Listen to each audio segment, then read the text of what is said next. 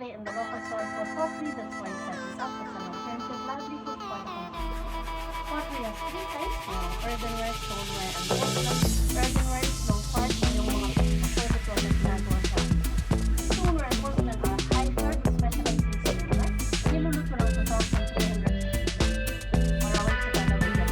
Test it at that temperature. It's good. We get it in bowl, soak it in water, and then we save it until it goes to washing. Pag lumabas to, water will have to be dry for 3 to 4 months to age for at least 3 weeks in a ground. Hindi po tulutulo ang sabi na dito pagkakaroon ng proseso kasi sila na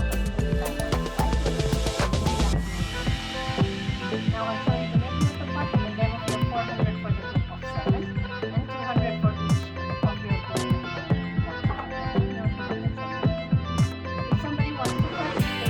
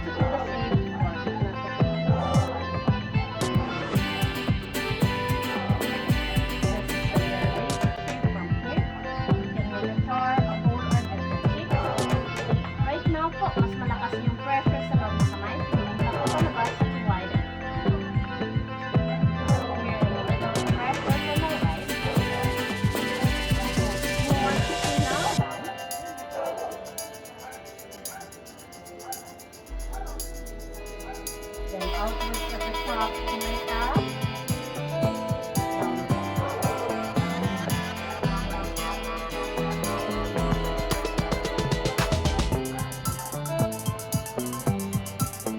Narrow down dito sa gitna. Enhance it with speed and heat, make it like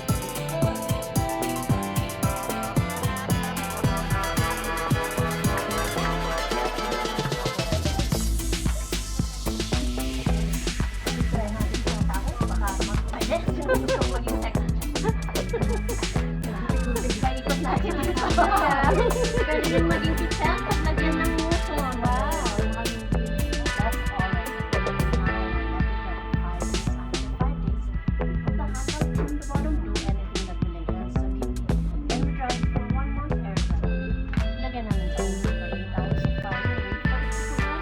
We bring it out and apply. The glaze gives a color and makes it lovely, but it doesn't amount of an application. It has to go through the oven for another 8 to 10 hours of glaze firing para po ma-finish. That's why they're safe for food containers. They're microwavable. The color is may mag-share po sa inyo 100%